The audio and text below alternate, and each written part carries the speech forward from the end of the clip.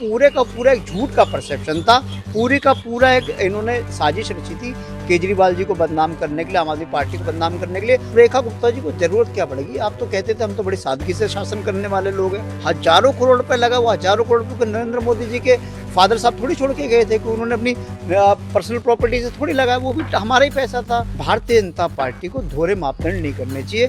Bharatiya Janata party को पहले अपने गिरेबान में झांकना चाहिए। बड़े क्या, एक छोड़ो दो बंगले तोड़ के आप कह रहे हो जी बड़ा राजमहल बनाएंगे, तो ये भारतीय जनता पार्टी की कथनी और करनी में फर्क है। नमस्कार, नवराजनीति में आपका स्वागत है और आपके साथ मैं हूं नवदीप शर्मा। दिल्ली में एक बार फिर से सियासत जो है वो गर्मा गई है और इसमें जो एक मुद्दा है, पहले जो शीश महल का एक गुणगान हुआ था, सड़कों पर शीश महल का एक मॉडल बनाकर घुमाया जा रहा था और वो कहा जा रहा था कि केजरीवाल जी ने इस शीश महल को बनाया है। अब वहीं ये मुद्दा जो है पलट गया है और इस बार आरोप लगाए जा रहे हैं कि जो दिल्ली के मुख्यमंत्री हैं रेखा गुप्ता, उन्होंने भी इसी प्रकार पैसे खर्च किए हैं। तो ज़्यादा बातचीत के लिए हमारे साथ आम आदमी पार्टी से घनेंद्र भारद्वाज जी मौजूद हैं। सर, क्या कहेंगे इस मुद्दे के बारे में?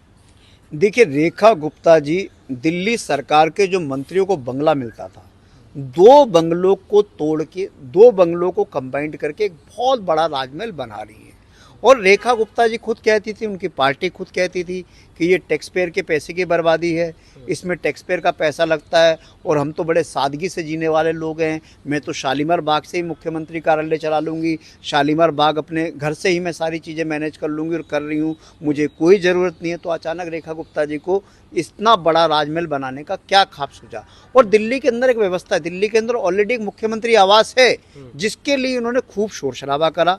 वो अरविंद केजरीवाल जी का कोई निजी संपत्ति नहीं थी, कोई निजी घर नहीं था, वो दिल्ली का मुख्यमंत्री आवास था और वो आज भी 5 फ्लैग स्टाफ रोल रहा है। जब ऑलरेडी एक कोठी अलॉटेड है जिसमें ऑलरेडी सारा काम हुआ पड़ा है, जिसमें कोई पैसा नहीं लगाना, तो आप जाके उसमें रहो। आप यहाँ पे जो पैसा लगा रहे हो, जो भी पैसा लग रहा है वो दिल्ली के लोगों का पैसा है, कोई रेखा गुप्ता जी का निजी पैसा तो है नहीं। और मेरे को सुनने में आ रहा है कि दर्जनों वहाँ पे टीवी लगाए जा रहे हैं, दर्जनों एसी आ रहे हैं, बाहर से पर्दे आ रहे हैं, बाहर से फर्नीचर आ रहा है, इंटीरियर्स आ रहा है। तो इन सब चीज़ों का क्या फ़ायदा रेखा जी? एक दिल्ली के अंदर जब मुख्यमंत्री आवास है, आप उसमें जाके रहिए, उसमें क्या दिक्कत है? वो दिल्ली की, वो अरविंद केजरीवाल जी का निजी घर थोड़ी है, निजी संपत्ति थोड़ी है, वो दिल्ली के मुख्यमंत्री के आवास के लिए उन्होंने बनाया था। उस समय भी हम कह रहे थे कि अरविंद केजरीवाल जी आज मुख्यमंत्री है, कल जो दूसरा मुख्यमंत्री बनेगा वो उस आवास में रहेगा। तो उस पर जो भारतीय जनता पार्टी ने झूठ का जो परसेप्शन जो रचा, भारतीय जनता पार्टी ने साजिशन उस घर को बदनाम करने की कोशिश की, साजिशन अरविंद केजरीवाल जी को और आम आदमी पार्टी को बदनाम करने की कोशिश जो उन्होंने करी, अब उनको, अब तो राजनीति खत्म होगी, चुनाव खत्म हो गया, मुख्यमंत्री आवास है उसमें जाके रहिए जी। वहीं बीजेपी ये कहती हुई नजर आई कि जितने का इसमें काम हो रहा है रेखा गुप्ता जी के आवास में, उतने के तो केजरीवाल जी के यहाँ पर्दे थे, उससे ज्यादा के। मैं फिर वही कह रहा हूँ कि वो केजरीवाल जी का आवास था ही नहीं ना, वो केजरीवाल जी का कोई निजी आवास नहीं था, वो दिल्ली के मुख्यमंत्री का आवास था और वो आज भी है। जब एक आवास दिल्ली के मुख्यमंत्री के नाम पे ऑलरेडी बना हुआ है, ऑलरेडी उसमें जो पैसा लगना था लग चुका है, तो अब आप दो बंगलों को जोड़ के आप एक नया बंगला क्यों बना रहे हो, एक बड़ा राजमहल क्यों बना रहे हो? और उसमें जो भी पैसा लग रहा है वो दिल्ली के टैक्स पेयर्स का तो पैसा है। आप उसमें 24 एसी लगाएंगी, आप उसमें 20 टेलीविज़न लगाएंगी, आप उसमें बड़े बड़े बाहर से इंपोर्टेड फर्नीचर्स मंगा रहे हो, आप सोफेज मंगा रहे हो, आप बाहर से इंटीरियर डिजाइनर्स को बना रहे हो, तो ये भी तो पैसा लग रहा है। ये पैसा किसका है? ये भी लोगों का है। और हमने तो उस समय भी कहा था, जब हमने तो इनको चैलेंज करा था कि भी हम भी अपना मुख्यमंत्री आवास को खोलते मीडिया के लिए, आप भी खोलो। और सौरभ भारद्वाज जी और संजय सिंह जी तो मीडिया के साथियों को लेके जा रहे थे, इनके लेफ्टिनेंट गवर्नर साहब ने वहाँ पे ताला लगा दिया, मीडिया को भी नहीं देखने दिया।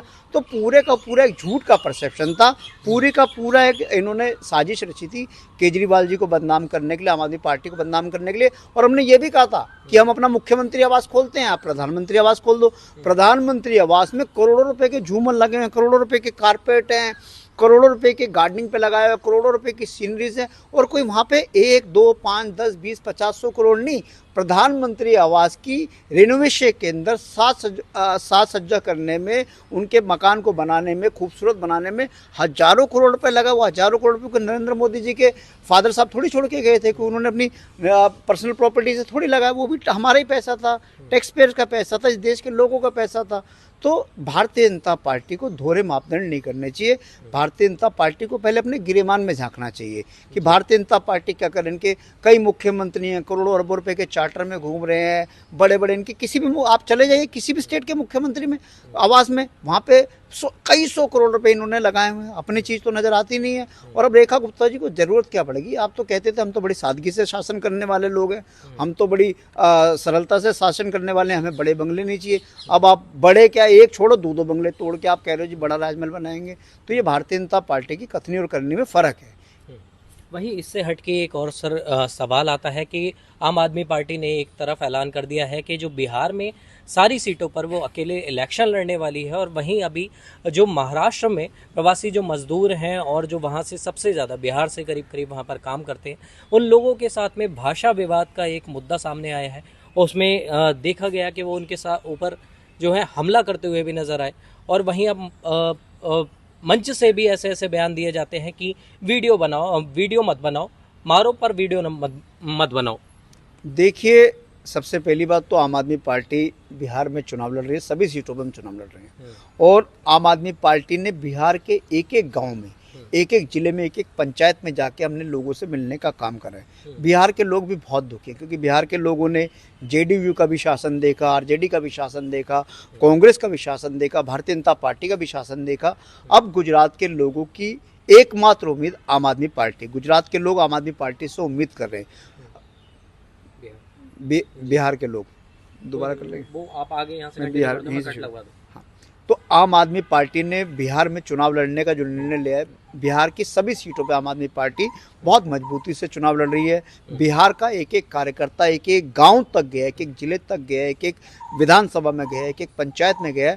और बिहार के लोग भी कहते हैं कि आम आदमी पार्टी की तरफ से बहुत उम्मीदों से देख रहे हैं, क्योंकि बिहार के लोगों ने आरजेडी का शासन देखा, बिहार के लोगों ने जेडीयू का शासन देखा, बिहार के लोगों ने कांग्रेस का शासन देखा, बिहार के लोगों ने बीजेपी का शासन देखा। बिहार की जनता अब इन पॉलिटिकल पार्टियों से ऊब चुकी है। बिहार के लोगों को हमेशा सिर्फ ठगा गया है। बिहार के लोगों के लिए कभी किसी सरकार ने कुछ नहीं करा। आज भी बिहार के स्कूलों की हालत ख़राब है, बिहार के अस्पतालों की हालत ख़राब है, बिहार में रोजगार का कोई जरिया नहीं है, बिहार के लोग पलायन करने पर मजबूर हैं रोजगार के लिए। तो आम आदमी पार्टी को, अरविंद केजरीवाल को बिहार के लोग एक नई उम्मीद की तरह देख रहे हैं। और हमें ऐसा विश्वास है कि बिहार के लोग हमें इस बार मदद करेंगे, इस बार सपोर्ट करेंगे। आम आदमी पार्टी को भी बिहार में अपनी काम की राजनीति को एस्टेब्लिश करने का मौका देंगे। और दूसरी सवाल आपने बोला, जिस तरीके से आपने एक चर्चा करी, इस देश के अंदर फंडामेंटल राइट्स और संविधान ने हमें अधिकार दिए हैं। जो कुछ हमारे फंडामेंटल राइट्स है, एक तो बोलने की स्वतंत्रता, अपना धर्म को मानने की स्वतंत्रता और भाषा की स्वतंत्रता, ये हमें हमारे फंडामेंटल राइट्स है। अगर देश में कहीं पे भी जात के नाम पे, धर्म के नाम पे, प्रांत के नाम पे, भाषा के नाम पे अगर कहीं कोई हिंसा करता है तो ये गलत है, इसको कोई जस्टिफाई नहीं कर सकता। ये कानून में भी गलत है, ये लीगली भी गलत है, क्योंकि ये बाबा साहब अम्बेडकर द्वारा बनाई गई व्यवस्था, जो संविधान लिख के गए थे, उस संविधान ने हमें ये अधिकार दिए थे। अगर कोई भी व्यक्ति धर्म के नाम पे, प्रांत के नाम पे, जात के नाम पे, भाषा के नाम पे अगर कहीं डिस्क्रिमिनेशन करता है, कहीं हिंसा करता है, तो ये गलत है। आम आदमी पार्टी ऐसे लोगों का, ऐसी विचारधारा का विरोध करती है। और देश में हर आदमी को स्वतंत्रता होना चाहिए अपने धर्म को मानने की, कहीं पे भी डिस्क्रिमिनेशन नहीं होना चाहिए, अपनी भाषा बोलने की, अपने प्रांत की बात करने की, सबको आज़ादी है इस देश में। यही तो दिया बाबा साहब अम्बेडकर ने। तो आप सुन रहे थे घनेंद्र भारद्वाज जी को, जिनका साफ तौर पर कहना है कि ये जो अभिव्यक्ति की आज़ादी है वो उसके पास ही रहनी चाहिए, इसके ऊपर किसी का भी अंकुश नहीं है, ना इसे कोई कंट्रोल कर पाया है और ना ही इसे आगे कोई कर पाएगा। आपकी क्या है इस पर राय, हमें कमेंट कर ज़रूर बताएं। नव राजनीति के लिए नवदीप शर्मा की रिपोर्ट, दिल्ली।